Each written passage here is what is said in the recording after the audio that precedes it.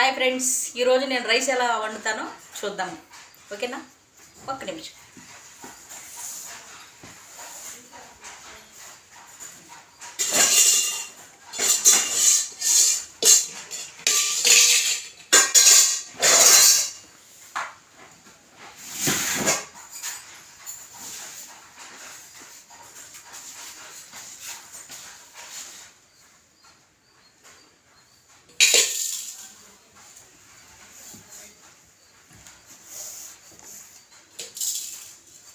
Hi friends, ఇదిగోండి glass బియ్యం, వేపాకు.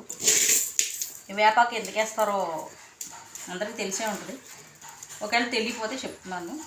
వేపాకు వేసుకుంటే మనకి పురుగు అనేది పట్టదనమాట. ఎక్కువ కాలం రైస్ నిల్వ ఉన్నా కూడా రైస్కి పురుగు అయితే పట్టదు. ఇటు ఫాలో అయిపోండి అందరూ. అలాగే రైస్ ఎలా ప్రిపేర్ చేస్తాను చూడండి.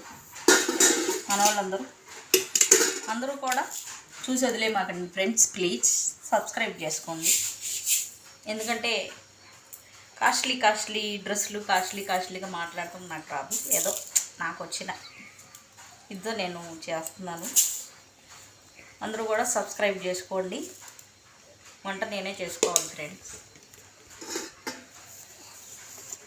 ఆరు వీడియోలు తీస్తున్నాను, నేను వంట చేసుకుంటాను. తప్పదు కానీ తినాలి.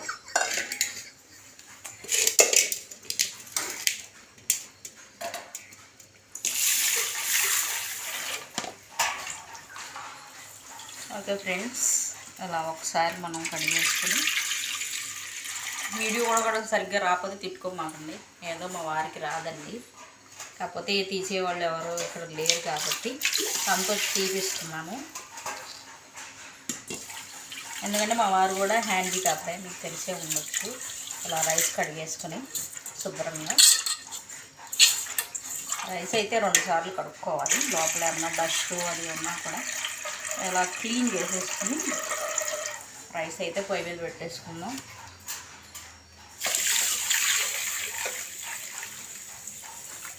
రైస్ కూడా వండుతూ రాదు అనుకుంటారు కొంతమంది, రానోళ్ళు కూడా ఉంటారు. వాళ్ళ కోసం ఈ వీడియో చూడండి. రైస్ ఎలా ప్రిపేర్ చేస్తాను. ఇప్పుడు మనం ఏం చేయాలి, స్టవ్ వెలిగించేద్దాం.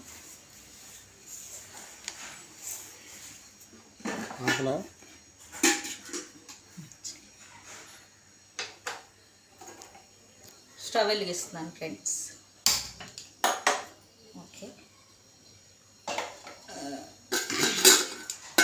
ఓకే అండి, ఇదైతే జల్లి ముగుడి.